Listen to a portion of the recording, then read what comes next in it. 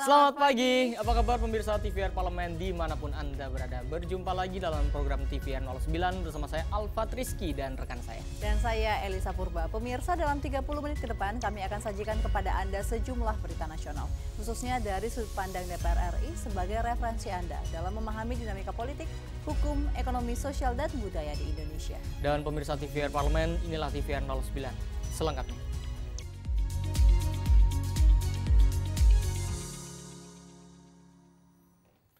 Anggota Komisi 5 DPR RI menyoroti aplikator transportasi online yang menyembunyikan transparansi pemotongan komisi bagi ojek online. Untuk itu, keberadaan Undang-Undang Transportasi Online sangat dibutuhkan sebagai regulasi yang komprehensif dan mengikat. Temui sejumlah aplikator transportasi online di Kompleks Parlemen Jakarta. Anggota Komisi 5 DPR RI Adian Apitupulu melontarkan kritik tajam kepada beberapa aplikator transportasi online yang menyembunyikan data keuangan dan mekanisme pemotongan komisi bagi mitra pengemudi ojek online. Ia menegaskan praktik tersebut bukan hanya merugikan pengemudi dan konsumen ojol, melainkan juga terindikasi telah menipu pemerintah dan DPR sebagai pembuat kebijakan. Adian menilai keberadaan Undang-Undang Transportasi Online sangat dibutuhkan sebagai regulasi yang komprehensif dan mengikat. Pasalnya saat ini sejumlah aplikator masih kerap melanggar peraturan Menteri Perhubungan yang mengatur potongan maksimal sebesar 20%.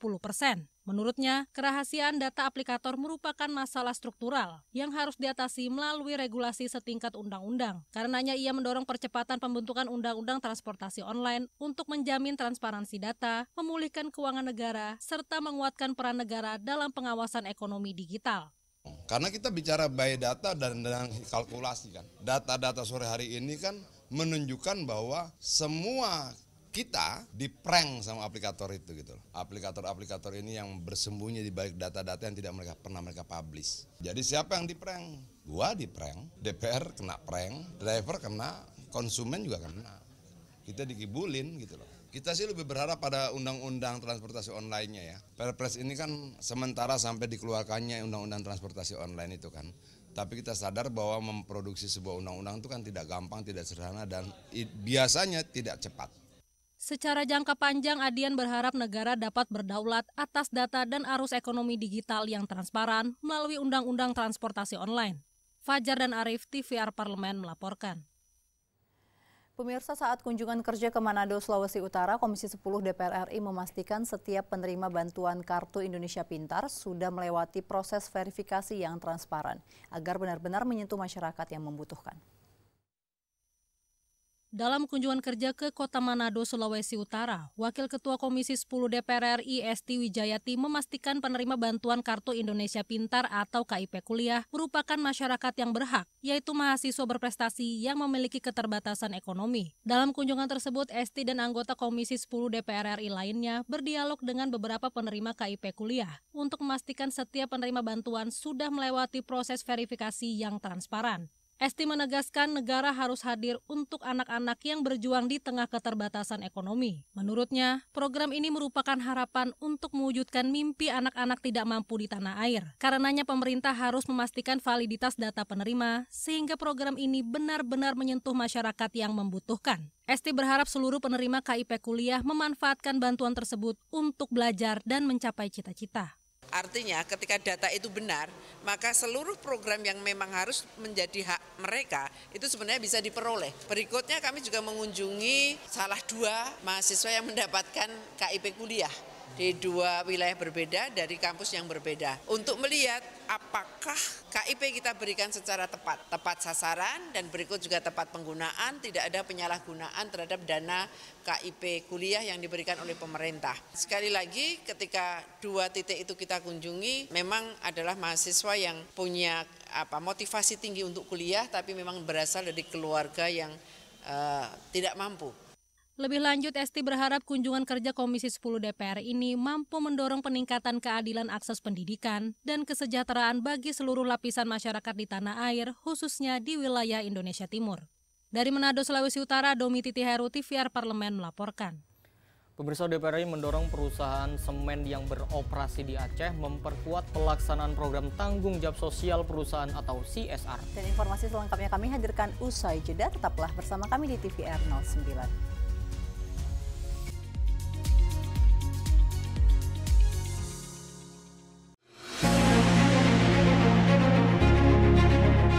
Sasarannya dari Bapak Presiden kita, satu kabupaten kota harus ada satu sekolah rakyat. Itu targetnya, Pak ya? Targetnya. Berarti akan ada ribuan titik sekolah rakyat ke depannya, Pak ya? Jangan sekolah rakyat yang diperuntukkan untuk masyarakat miskin dan miskin tiba-tiba disalahgunakan oleh orang-orang yang berkemampuan yang notabene mereka juga sanggup menyekolahkan anaknya di sekolah-sekolah yang biasa.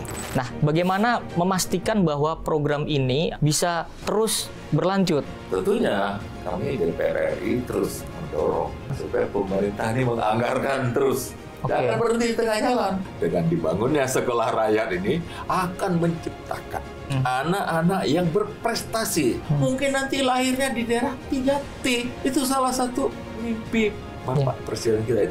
Itu sangat luar biasa. Kalau cerita itu mau nangis saya. Karena itu memang keinginan seorang pemimpin untuk mensejahterakan.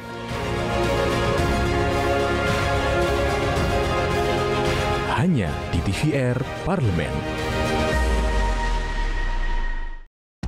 Hai, sekarang kamu bisa menyaksikan program-program TVR Parlemen di First Media, channel 18 ya.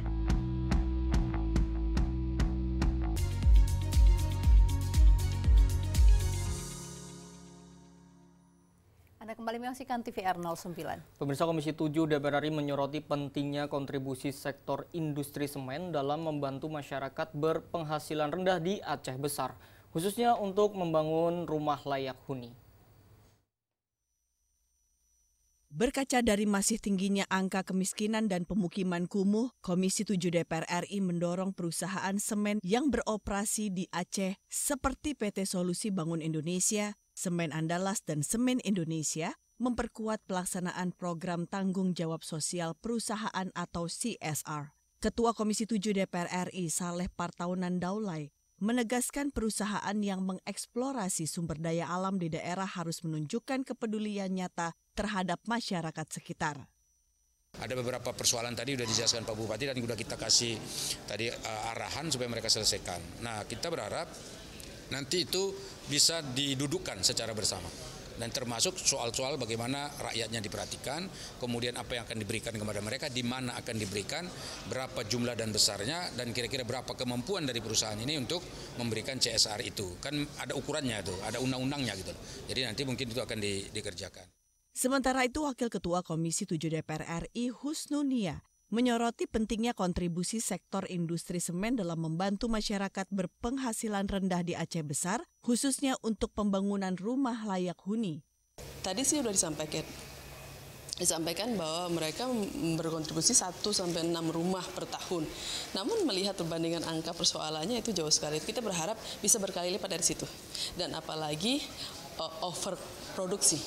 Kalau emang barangnya ada, kalau memang bahannya dari Aceh ini ada, nggak ada salahnya dipakai diproduksi untuk membangun rakyatnya bisa mendapatkan rumah yang layak. Dari Aceh Besar, Rifki Makdudi, TVR Parlemen melaporkan. Program Kampung Haji di Arab Saudi diharapkan menjadi solusi jangka panjang untuk kemandirian akomodasi jamaah serta peningkatan efisiensi penyelenggaraan ibadah haji. Pemerintah Indonesia terus berupaya meningkatkan kualitas pelayanan bagi jemaah haji dan umroh setiap tahunnya.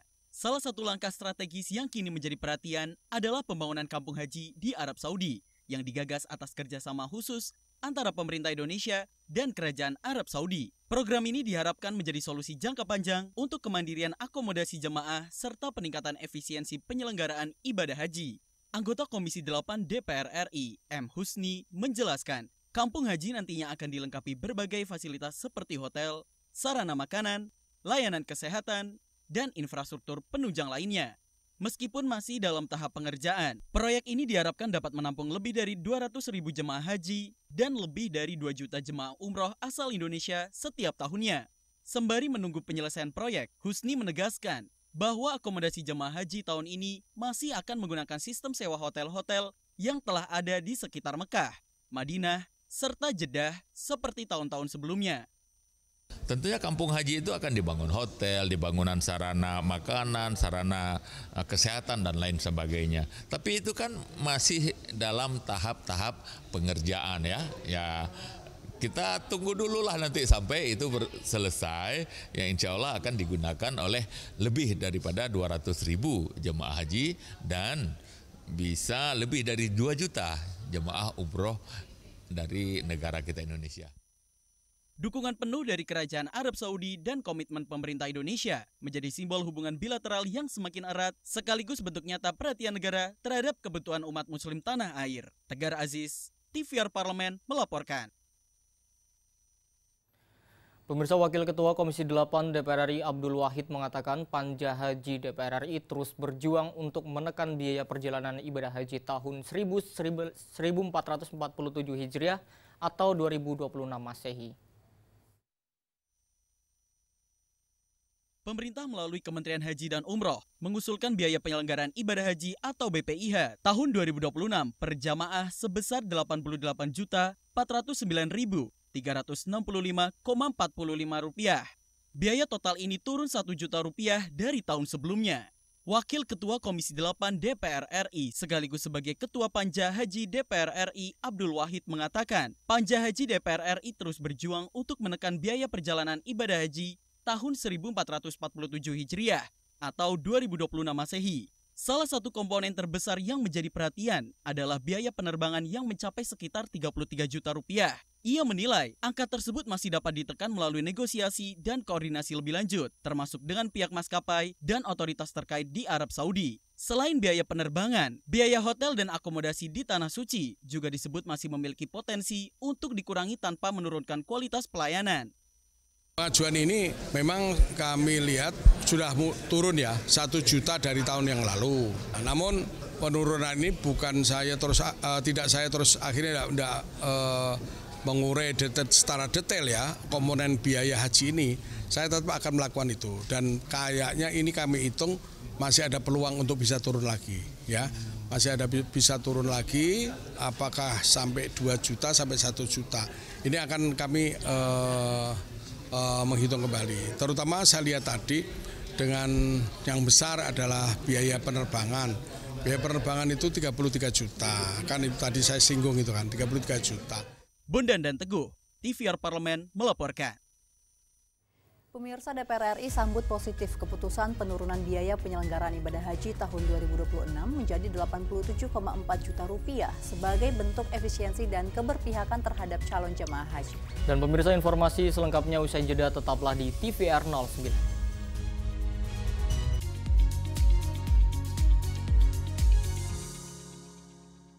Saya melanjutkan kuliah di Jogja itu sambil nyopir angkot.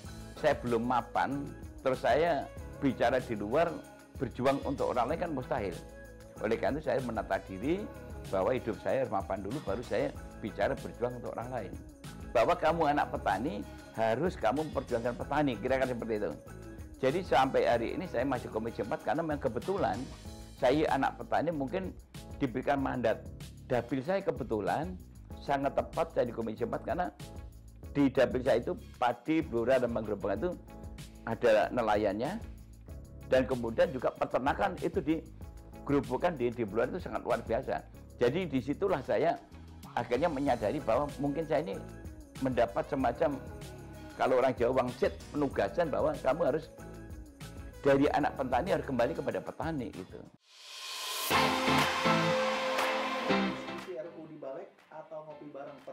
Ngopi bareng sama petani. Hanya di TVR Parlemen.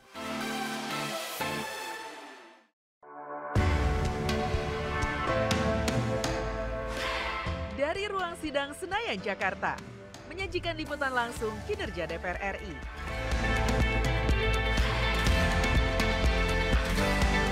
Dialog mendalam,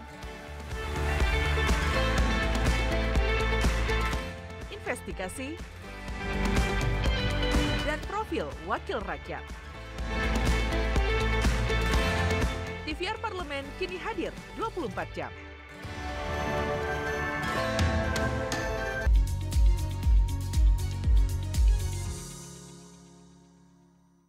Pemirsa, DPR RI menegaskan bahwa penurunan biaya haji tidak boleh mengorbankan kualitas pelayanan, keamanan, dan juga kenyamanan jemaah selama menjalankan ibadah di Tanah Suci.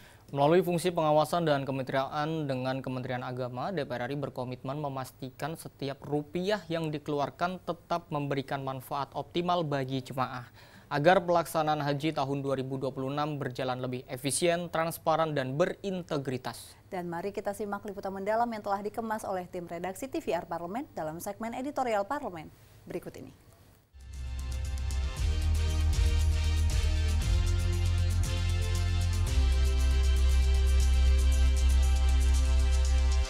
Ya, bagaimana? Ini keputusan kita turunkan sampai 2 juta rupiah. Setuju? Setuju. Pak Jabat Pemerintah, terutama ini? Ya, kami setuju. Setuju. Oke. Ya. Setiap tahun, masyarakat Indonesia yang sudah mendaftar haji menanti panggilan untuk berangkat ke Tanah Suci.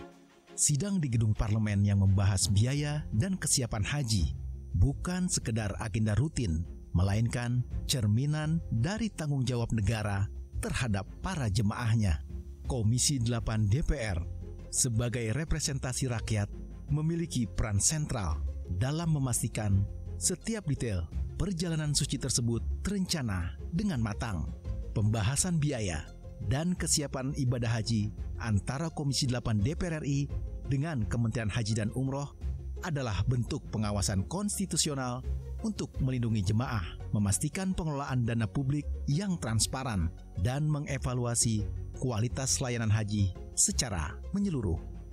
Pada 27 Oktober 2025, pemerintah melalui Kementerian Haji dan Umroh mengusulkan biaya penyelenggaraan ibadah haji atau BPIH tahun 1447 Hijriah sebesar 88,4 juta rupiah per jamaah dengan rincian 54,9 juta dibayarkan oleh jemaah dan 33,4 juta berasal dari nilai manfaat pengelolaan keuangan haji. Namun, Komisi 8 DPR RI menilai usulan tersebut masih terlalu mahal dan masih bisa diturunkan lagi melalui efisiensi biaya penerbangan dan akomodasi. Setelah melalui proses penyisiran secara ketat, pada 29 Oktober 2025, Komisi 8 DPR RI dan pemerintah sepakat BPIH tahun 2026 sebesar 87,4 juta rupiah per jemaah atau turun sebesar 2 juta rupiah dibandingkan dengan tahun 2025. Jumlah tersebut terdiri dari nilai manfaat sebesar 33,2 juta rupiah dan BPIH atau biaya yang harus dibayar jemaah yakni sebesar 54,1 juta rupiah. Dengan begitu, BPIH tahun 2026 turun sebesar 1,2 juta rupiah dibandingkan dengan tahun 2025. Ketua Komisi 8 DPR RI Marwanda Sopang menegaskan, Komisi 8 dan pemerintah telah menyepakati bahwa seluruh aspek layanan mulai dari akomodasi, konsumsi, hingga transportasi akan diberikan dengan kualitas terbaik. Dari 87 juta ini nilai manfaat menjadi 33.215.558, sementara BPIH itu dibayarkan jamaah sebesar 54.193.806 rupiah. Kami bersepakat dan berkomitmen dengan pemerintah bahwa kita telah mengunci di awal pelayanan tetap terbaik bagi jamaah. Sementara itu, Wakil Ketua Komisi 8 sekaligus Ketua Panja Haji Abdul Wahid menyampaikan pengambilan keputusan cepat perihal BPIH tahun 2026 memberikan kelonggaran waktu kepada calon jemaah haji Indonesia untuk melakukan pelunasan biaya haji. Kenapa ini kami juga memberikan keputusan yang cepat, diantaranya kami melihat masyarakat ini untuk pelunasan ini kami akan lebih ngasih waktu yang longgar. Jadi ini November, Desember, Januari, Februari, Maret, April. Jadi masih ada waktu sekitar 5-6 bulan. Masyarakat kita kasih kesempatan untuk melunasi daripada biaya haji tersebut. Kementerian Haji dan Umroh menyatakan penurunan biaya haji yang harus ditanggung oleh jemaah merupakan bagian dari komitmen Presiden Prabowo Subianto. Menurut Kementerian Haji dan Umroh, komitmen tersebut dapat berjalan dengan baik berkat dukungan Komisi 8 DPR RI yang turut berperan dalam mengoptimalkan penurunan biaya penyelenggaraan ibadah haji melalui pemangkasan biaya yang dinilai tidak efisien.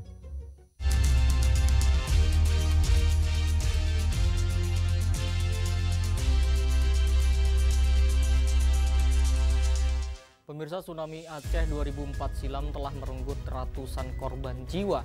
Ini menjadi bukti kekuatan alam yang tidak terbendung sekaligus pengingat bagi kita akan pentingnya hidup berdampingan dengan alam. Dan pemirsa, dibangun untuk mengenang peristiwa dahsyatnya tsunami Aceh tahun 2004, Museum Tsunami Aceh menjadi simbol kekuatan dan semangat kebangkitan masyarakat Aceh. Dan seperti apa museum ini? Tentunya jangan kemana-mana, tetaplah di TVR 09.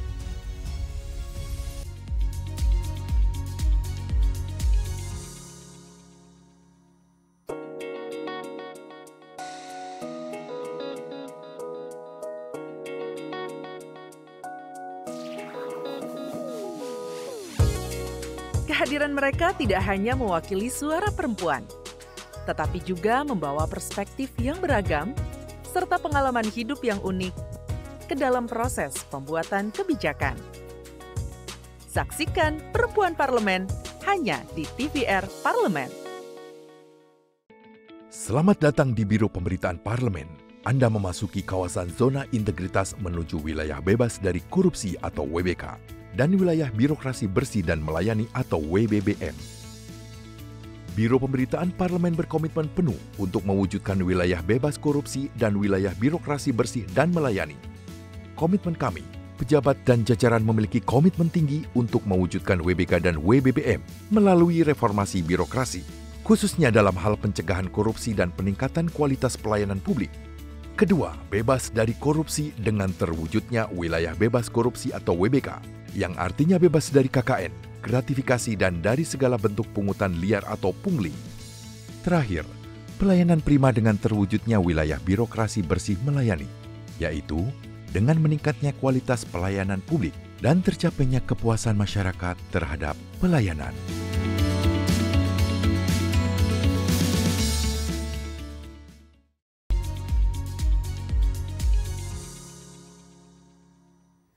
Pemirsa, didirikan sebagai monumen peringatan bagi korban tsunami sekaligus pusat edukasi bagi masyarakat. Museum Tsunami Aceh diresmikan pada tahun 2009 dan dirancang oleh arsitek terkenal Ridwan Kamil. Dan desain unik yang mencerminkan gelombang tsunami dengan lorong sempit dan suara gemuruh air mengingatkan para pengunjung pada dahsyatnya bencana tersebut. Dan tanpa berlama-lama, mari kita saksikan tayangan terkait Museum Tsunami, sarana refleksi dan juga edukasi pada segmen Intips Informasi dan Tips. Berikut ini.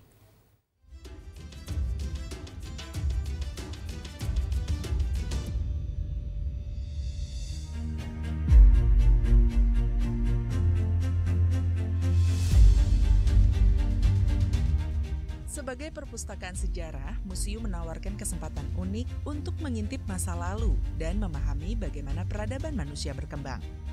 Koleksi artefak dan benda-benda bersejarah yang dipamerkan menjadi saksi bisu perjalanan panjang peradaban. Dengan mengunjungi museum, kita seperti melakukan perjalanan waktu. Melalui artefak dan koleksi yang dipamerkan, kita dapat mempelajari tentang kehidupan manusia di masa lalu. Salah satunya adalah Museum Tsunami Aceh. Didirikan sebagai penghormatan bagi korban gempa dan tsunami Aceh pada tanggal 26 Desember 2004 silam, Museum Tsunami Aceh ini berfungsi sebagai pusat pembelajaran tentang bencana alam dan pentingnya kesiapsiagaan. Selain itu, bangunan ini menjadi bukti nyata semangat pantang menyerah masyarakat Aceh dalam menghadapi cobaan. Dibangun pada tahun 2009, museum ini merupakan hasil karya arsitek ternama Ridwan Kamil. Dengan desainnya yang khas, Menyerupai gelombang pasang, museum ini berhasil menarik perhatian dunia dan menjadi salah satu landmark kota Banda Aceh. Salah satu bagian penting dari museum ini adalah ruang-ruang pamerannya yang menyajikan berbagai informasi dan artefak terkait bencana tersebut. Berada di lantai 1, ruang pameran utama Museum Tsunami Aceh mengajak pengunjung untuk melakukan perjalanan emosional melalui waktu. Didukung oleh pencahayaan yang dramatis, menyajikan gambaran yang jelas tentang dahsyatnya bencana tsunami. Panel-panel informasi yang interaktif menyajikan data-data ilmiah yang akurat, seperti data-data ilmiah terkait gempa dan tsunami, serta peta-peta yang menunjukkan wilayah yang terdampak. Selain itu, di Museum Tsunami Aceh ini terdapat ruang renungan dengan suasana yang khusyuk dan desain yang minimalis. Ruang renungan mengajak pemirsa untuk merenungkan kedalaman duka yang pernah melanda Aceh.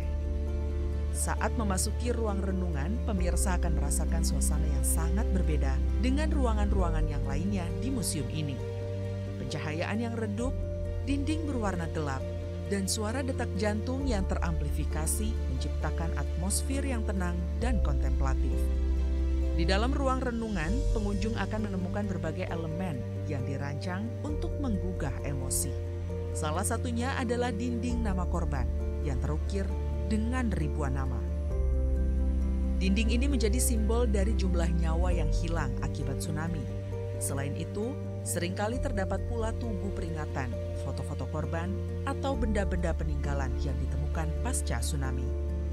Tak hanya ruang renungan, di Museum Tsunami Aceh ini juga terdapat ruangan yang cukup unik, yaitu ruang kebingungan. Ruang kebingungan dirancang menyerupai lorong sempit yang berkelok dengan pencahayaan yang redup. Lantainya yang tidak rata dan bergelombang membuat pengunjung merasa tidak stabil saat berjalan.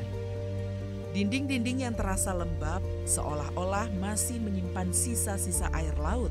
Suasana yang gelap dan mencekam menggambarkan ketakutan dan kepanikan yang menyelimuti mereka. Semua elemen desain ini sengaja dibuat untuk menciptakan suasana yang menyerupai kondisi saat tsunami menerjang.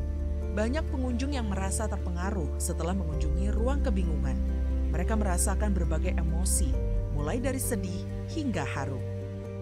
Ruang ini tidak hanya sekedar tempat wisata, tetapi juga menjadi sarana refleksi dan edukasi. Pengunjung diajak untuk merenungkan kekuatan alam dan pentingnya kesiapsiagaan menghadapi bencana. Di museum ini terdapat pula sumur doa. Sumur doa memiliki makna yang sangat mendalam. Sumur ini melambangkan kedalaman kesedihan yang dirasakan oleh masyarakat Aceh akibat bencana tsunami. Nama-nama korban yang terukir di dinding menjadi simbol dari nyawa-nyawa yang hilang. Di sisi lain, sumur doa menjadi simbol harapan bahwa para korban akan mendapatkan tempat yang layak di sisi Tuhan, dan harapan bahwa masyarakat Aceh akan terus bangkit dari keterpurukan. Tak kalah mengesankan dari sumur doa terdapat jembatan perdamaian yang bisa membuat pemirsa kagum dengan maknanya. Lebih dari sekedar jembatan fisik, jembatan ini melambangkan semangat persatuan dan harapan yang tumbuh dari abu bencana.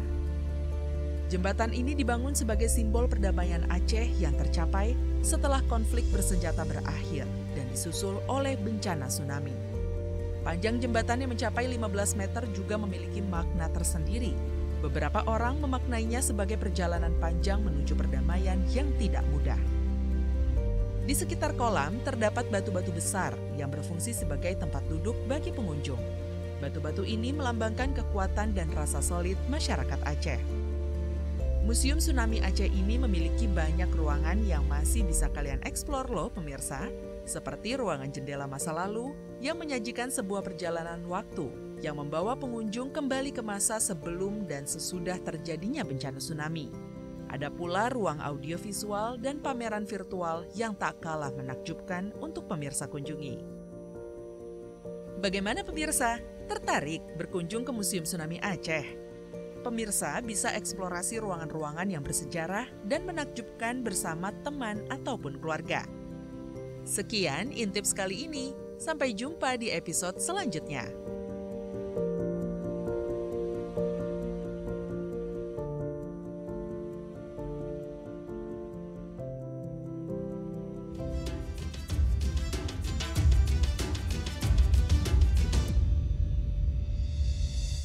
informasinya untuk Anda pemirsa yang sekaligus menutup jumpa kita pagi ini. Dan di penghujung acara kami informasikan kepada Anda bahwa saat ini DPR RI sedang memasuki masa reses, di mana seluruh anggota Dewan sedang kembali ke daerah pemilihannya masing-masing untuk melaksanakan fungsi representasi DPR, menyerap dan juga menindaklanjuti serta memberikan pertanggungjawaban kepada konstituen di daerah pemilihannya. Dan meskipun sedang masa reses, Anda tetap dapat menyaksikan sejumlah agenda serta program DPR RI lainnya.